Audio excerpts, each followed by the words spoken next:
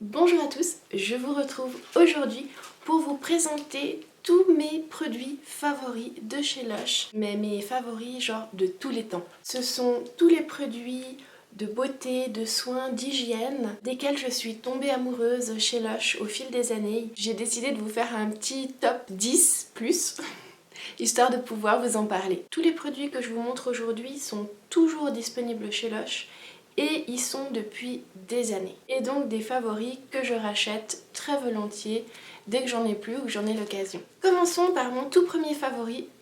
Ça sent trop bon. Et pour tout premier favori, nous avons la Sex Bomb. Lorsque j'ai découvert les produits Lush, un ami m'avait fait une jolie corbeille avec plein de produits dont celle-là, et c'est le tout premier produit Lush duquel je suis tombée amoureuse. Il s'agit d'une bombe de bain ultra sensuelle qui sent divinement bon, qui embaumera votre salle de bain la première fois où vous l'utilisez. Vous avez un sentiment absolument d'extase infinie qui ne vous quittera plus à chaque fois que vous sentirez cette bombe de bain. Elle est au jasmin et à l'ylang-ylang. Alors, comment vous dire que c'est mes senteurs favorites de tous les temps? On la met dans le bain rempli et ce qui est super mignon, c'est que quand on la dépose, donc elle fait pshhh avec une jolie couleur rose violette. Ici, il y a des petites pétales de rose décoratives qui se mettent à la surface du bain. En plus de sentir bon, je la trouve super jolie. Elle développe ses fragrances et c'est un régal de s'y plonger, seul ou à deux. C'est hyper relaxant, c'est hyper sensuel. C'est vraiment, c'est un bain pour se faire plaisir. Quand on commence par ça, chez Lush, je crois qu'on a un bon aperçu de ce que sont leurs produits de bain en termes de fragrance. Continuons dans la thématique du bain. Je vous présente a French Kiss.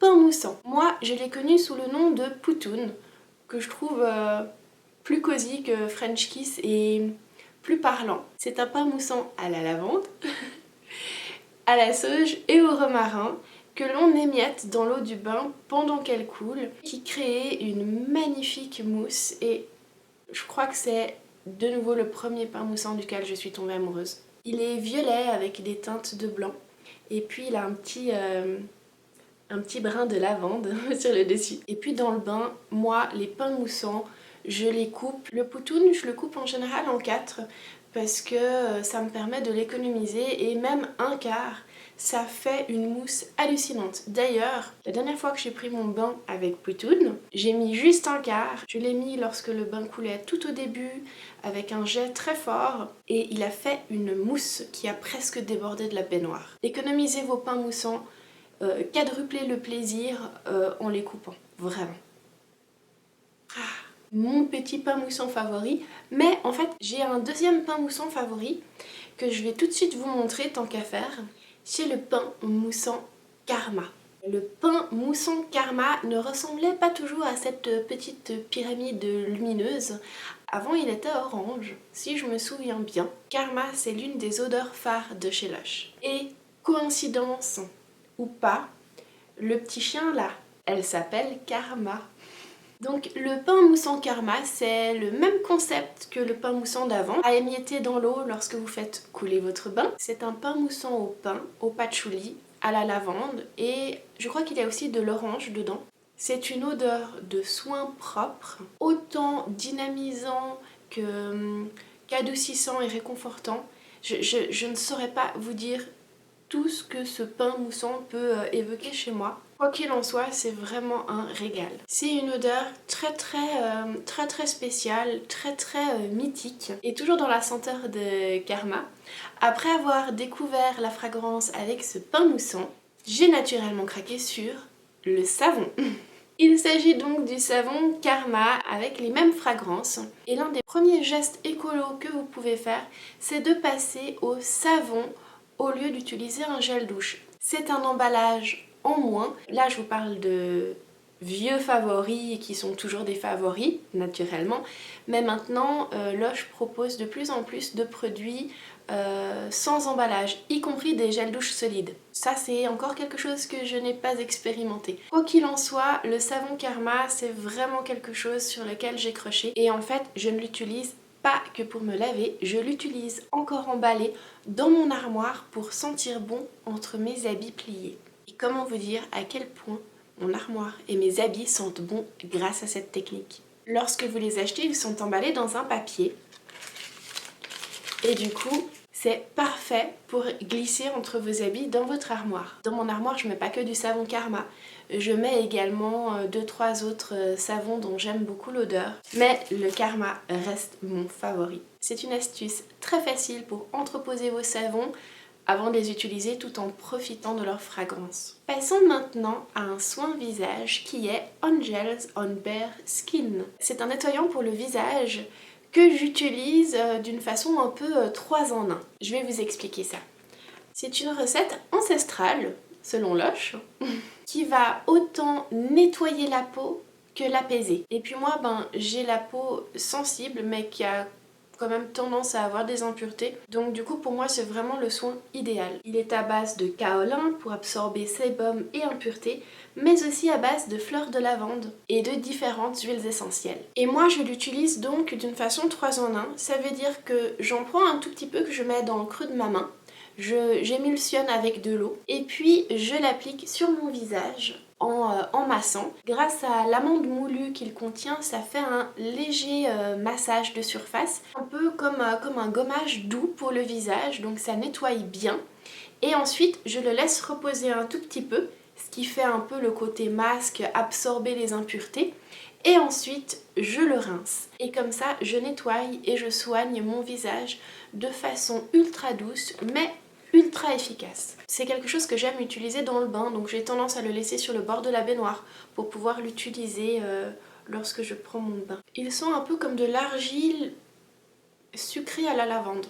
Passons aux mains, plus particulièrement aux doigts, avec le soin doigt de fée. Il s'agit d'un beurre pour les cuticules à base de beurre de karité et de citron, infusion de citron frais bio, carrément. Et alors, bon, celui-là, je suis désolée parce qu'il est sacrément entamé. C'est cette espèce de texture baume, épais et riche, qui sent frais, qui sent citronné, et que j'applique sur mes cuticules lorsque je fais ma manucure. Je vous mettrai d'ailleurs le lien de ma routine manucure au cas où c'est quelque chose qui vous intéresse. Je l'applique sur mes cuticules, je laisse poser, je masse bien. Et ça les nourrit, ça me permet après de bien les repousser lorsque je prends soin de mes ongles. Je l'utilise pas que sur les cuticules, je l'utilise aussi en général sur les mains, c'est l'occasion de me faire un petit masque pour les mains. Et c'est vrai que c'est super nourrissant, donc même si tout d'un coup vous avez, moi je sais pas, les coudes, les genoux, et j'ai envie de dire même les pieds, des zones un peu rêches, c'est super nourrissant. J'avais testé un autre produit spécialement pour les zones rugueuses et franchement celui-là reste mon préféré. Passons maintenant aux produits capillaires. J'en ai 3 à vous présenter. Je vais commencer dans l'ordre de découverte.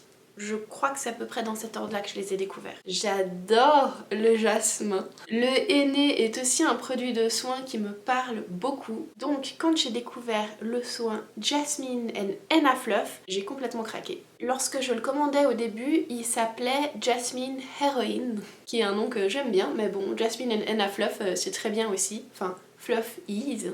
C'est un masque pour les cheveux à base d'infusion de henné rouge. Alors, il colore pas les cheveux, il y a vraiment juste le soin. Et également de différentes huiles soins pour les cheveux. Par exemple, on a de l'huile d'olive, de l'huile de germe de blé, de l'huile de jojoba, de l'huile d'amande et de l'huile de noix du Brésil, de l'huile de noix de coco, de l'huile de chanvre bio, enfin bon, il y a toute une série d'huiles soignantes, l'huile de ricin et elle est également à l'huile essentielle d'ylang-ylang et d'absolute jasmin. Donc je pense que vous comprenez pourquoi c'est un de mes produits préférés. Ma façon de l'utiliser, alors celui-là il est neuf.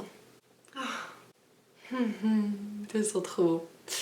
Je dois quand même vous dire que bien que moi j'adore cette odeur, J'ai une copine qui se l'est acheté et qui n'a pas du tout aimé. Allez le sentir en magasin puis vous me direz ce que vous en pensez, histoire de savoir si les avis sont vraiment partagés ou si ceux qui ne l'aiment pas font un peu exception. C'est un soin crème très onctueux que l'on applique sur les cheveux, je dirais en particulier sur les longueurs et les pointes, avant de se faire un shampoing.